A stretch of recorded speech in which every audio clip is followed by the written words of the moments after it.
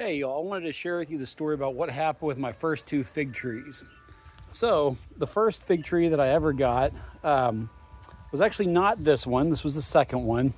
The first one is not going to be found anywhere because it didn't survive. So where we have these trees planted out here now, we have 1, 2, 3. One of them was planted pretty much where this tree right here is, which is a fine spot for it. Actually, it's a great spot. But I had planted the tree in July. So this is in the peak of the summer, Texas heat. We had a heat wave. It was well in excess of 100 degrees. And I brought it from a nursery that was in shaded conditions and just stuck it straight in the ground. I didn't use a planting mound. I didn't harden off the leaves at all. I just dug a hole. Then I put the root ball in the hole, watered it in, thought that was all you needed to do. And it didn't take long for all the leaves to fall off, and the roots basically cooked. And so that tree did not make it. The second tree that I got was the one that we just saw earlier in this pot. And also that first tree was it was Little Miss Figgy, so it was a dwarf version of Violette de Bordeaux.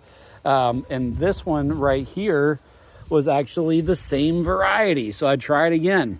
And this was gonna be a dwarf fig in a pot, and it's very much dead. You know, the stems are brittle on it, and it's kind of been dead for a while. I thought it might stand a chance, but it didn't make it. And so this pot right here was actually sitting on one of these posts. So right up here, again, full sun, no protection. So that pot was getting super hot and the roots cooked inside of it, and that's what ended up taking it out. And so if you look next to this pot, you're gonna see just tons and tons and tons of foliage. I mean, it's basically like fig jungle. You know, it's getting difficult even to water them because I can't find the pots when I'm deep inside the growth here. So I mean, it's like you kind of get like a little first person perspective going into it. It's just dense canopy. So I mean, it's all doing healthy and great. And same thing with the different figs that are in the ground. But really the moral of the story is one of the best ways to learn about anything is through doing it. And so the more that you're messing around with fig trees, the more you're going to learn, the better they're going to end up doing.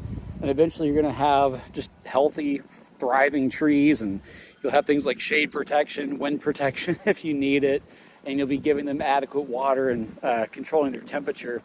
So yeah, if you've had a couple fig trees and they failed, don't give up. Just keep figging around until you figure it out.